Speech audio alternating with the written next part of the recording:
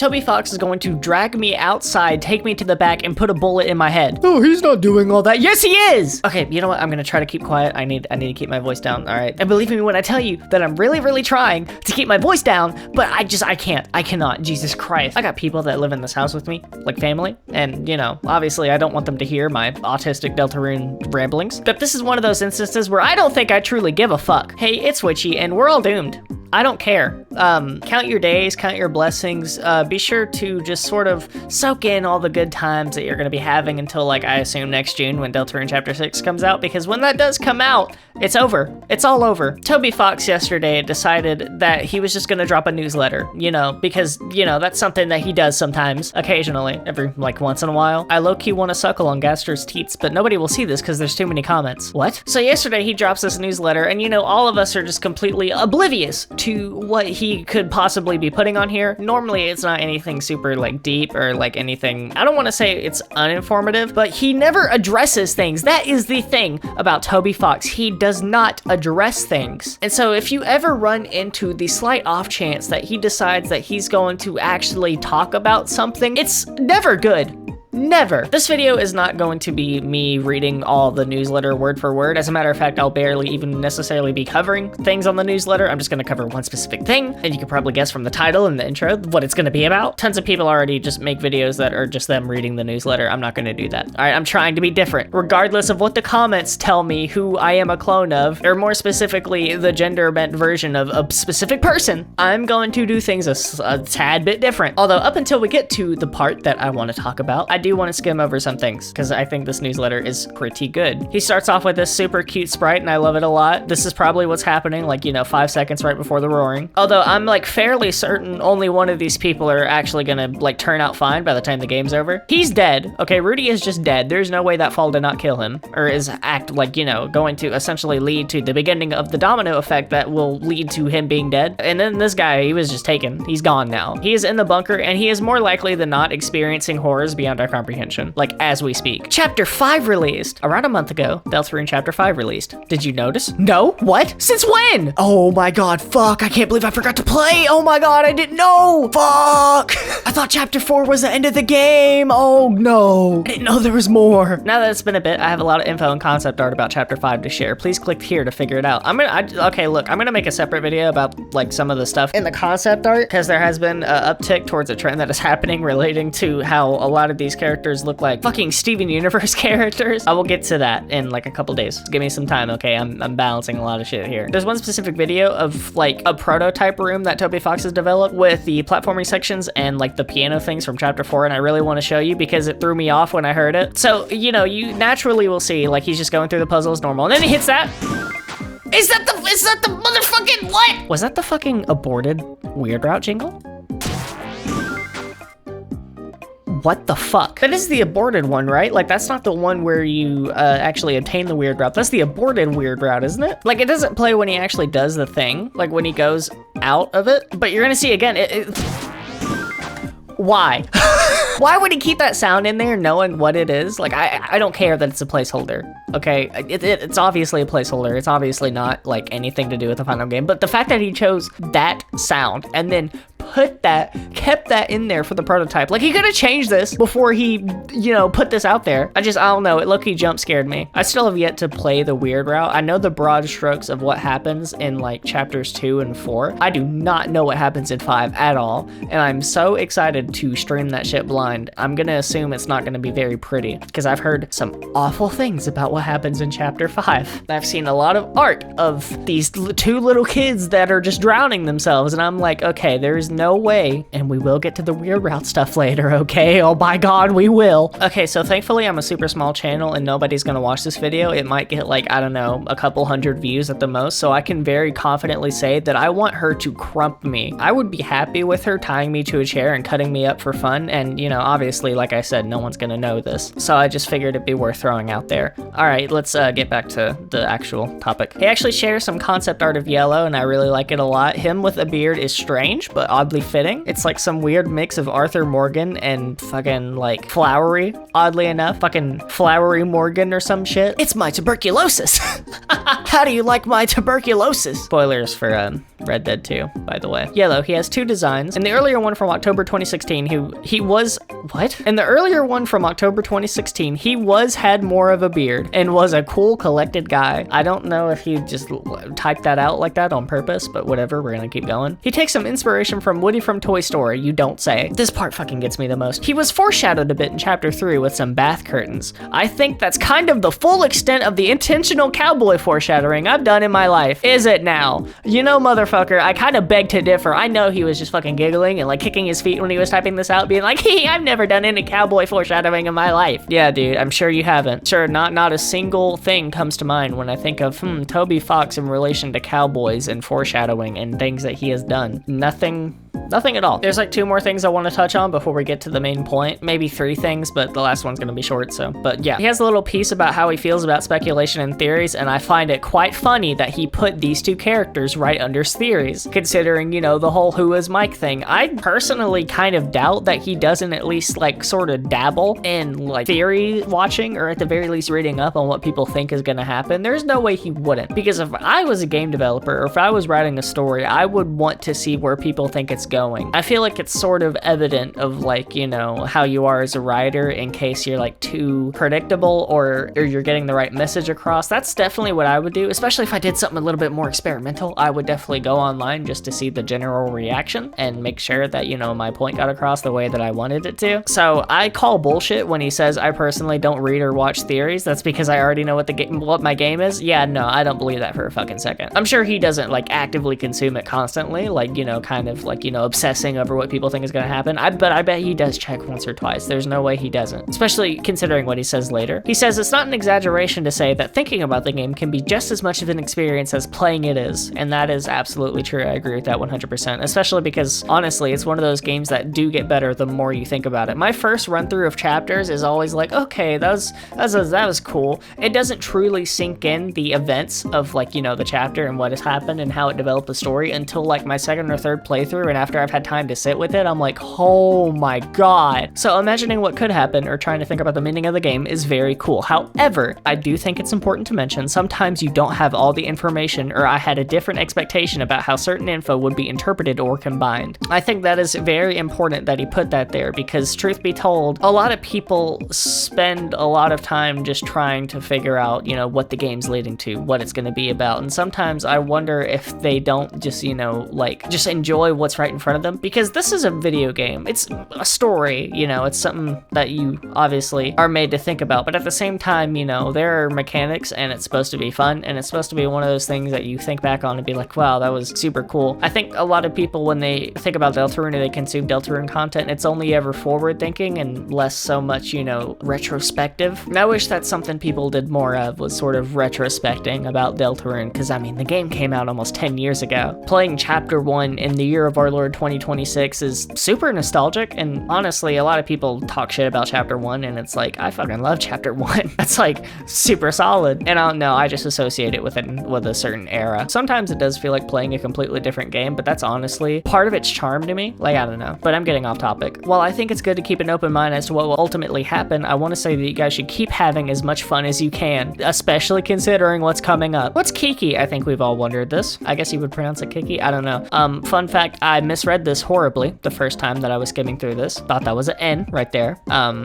That scared me. Kiki's my cat that won't shut up. This is a cat owner right here. I'm not personally a cat person, I'm more of a dog person, but a lot of people who have cats talk about, they basically just shit talk their cat, like in the most lovingly way possible, but like, you know, they never typically have something nice to say about their cat. It's always just, yeah, I have a cat, she's fucking stupid, she won't shut up, she fucking meows all the time, she scratches everything, yeah, she sucks ass. She gets incredibly noisy every second you don't play with her. She watched her room on TV and didn't understand it was her. She's like if a cat's brain was put into a cat's body. Beautiful. That is majestic wording right there. The song in the room is the song that I sing to her every day because I love her. She's bothering me right now. Okay, last thing I want to touch on before we get to the main thing. I desire and enjoy the corn. Happy summer and enjoy the corn. Thanks. All right, let's go to hell. So this is like the second thing you see whenever you scroll down to the newsletter. He's just getting straight to the point, which is insane. I kind of wish he put that last because, oh my god, I was not ready for this. Nobody was. What's next? I love that. I'm pretty sure this is also confirmation that chapter 6 is going to be like holiday themed, which I mean, everyone kind of already knew that, but you know, I fucking love this guy. You guys want to hear my impression?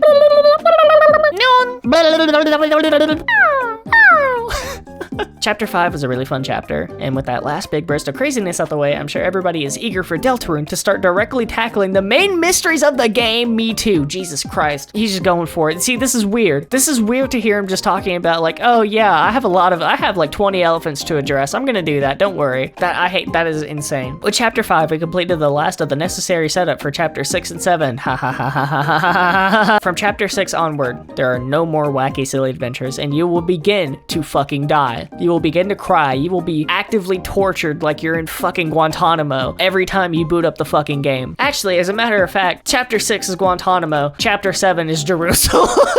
Fucking get ready. Chapter 6 is a shorter, straightforward chapter that focuses on one aspect of the story. Because of that, many things are still not touched on here. In fact, it may surprise you what was missing, but one thing will be clarified, whether you're ready or not. It's fucking over. I don't fucking care. It's all gone. It's all going to just, you know, crumble. It'll slip through my fingers and it'll come back and choke me and kill me in the death. That is like low-key the scariest sentence I've ever read in my life. I know exactly what he's talking about too, with this being holiday themed. It's absolutely going to be touching on Des, and we are either going to be clarified about if Des is still alive, or what happened on the day of Des' disappearance, or if Des is the knight. And I get the feeling it might answer all three, and it is going to be sad, and Noelle is going to cry, because obviously Noelle's going to be there. And that's another thing too, by the way, that I really want to touch on, is the fact that, you know, Susie's like, oh, let's make this Noelle's thing too, you know, it's like, you know, I mean, people are in danger, but maybe with Noelle it'll be a lot better. And then, you know, off the rip, no, the first thing Noelle's gonna see is, oh yeah, my fucking sister is dead. Real fucking nice.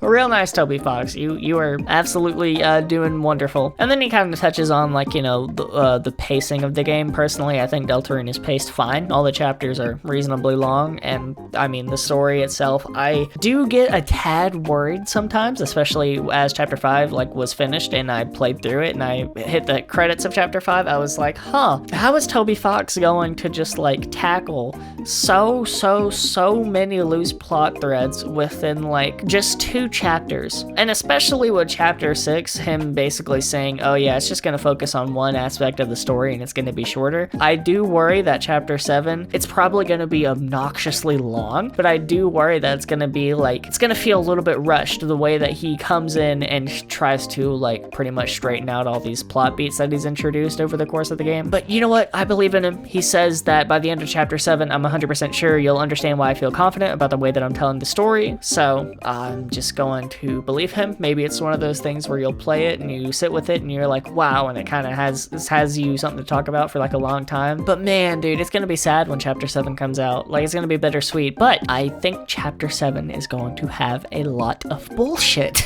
Let's talk about that. So shortly after this newsletter, everyone just started going fucking insane, me included. I immediately hopped to Twitter and said, chapter 5, haha, Rouse hates flowery, haha, friend inside me, all the characters are so funny. Chapter 6.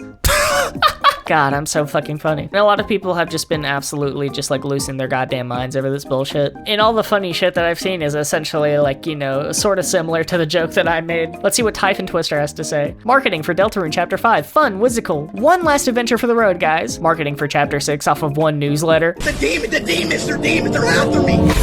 They watch me, they're in my head.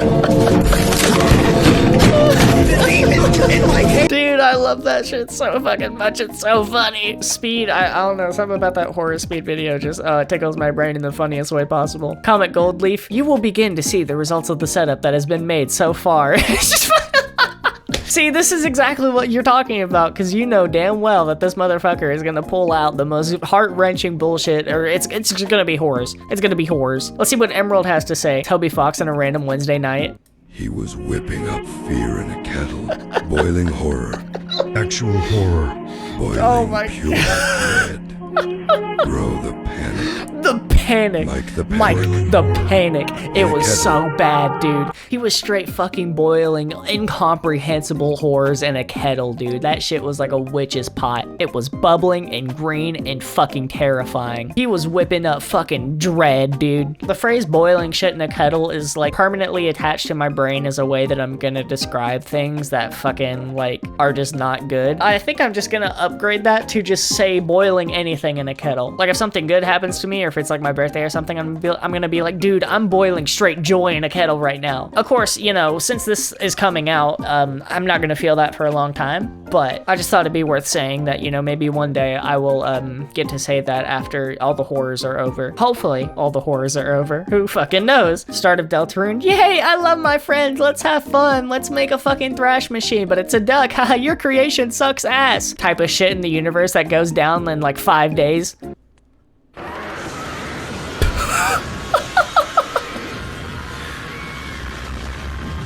Oh my god, this is a lot. Yeah, dude, the fucking end of Deltarune. The horror edits that people are gonna be making. Oh, it's fucking awful, dude. You may be thinking, oh, well, we may be fucked, but we're not that fucked. It's not gonna be the end of the world. Wrong. So, I would suggest you sit down when I tell you this, which, I mean, you probably already know you're a Deltarune fan on the internet, but let's just pretend that you don't know this information. I'm gonna walk you through what I saw and how I felt when I saw this.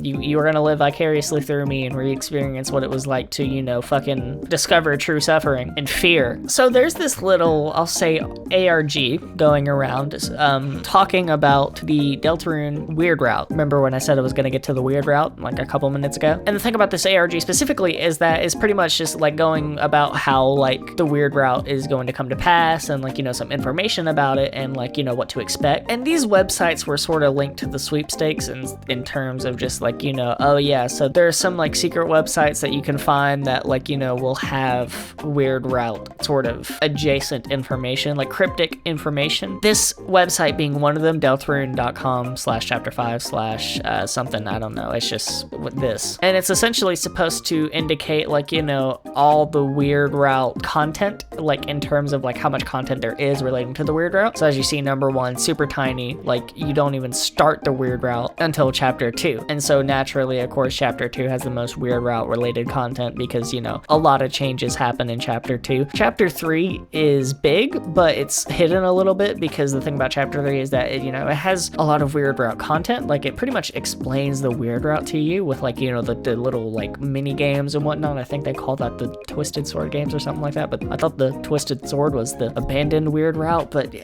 anyway, whatever. So yeah, chapter 3, you see chapter 4, pretty light. I personally thought that chapter 4 seemed to have a little bit of content, like a bit of content. I'd say kind of matching, maybe not matching chapter 2, but you know, obviously you can literally like equip the thorn ring on Noelle and like literally mess with her so bad. Chapter 5 apparently has decent amount of content. I don't know what happens in chapter 5. I'm very excited to see, but there's a new element. Do you see this scroll wheel? So let's scroll down. Keep scrolling down. Keep scrolling down.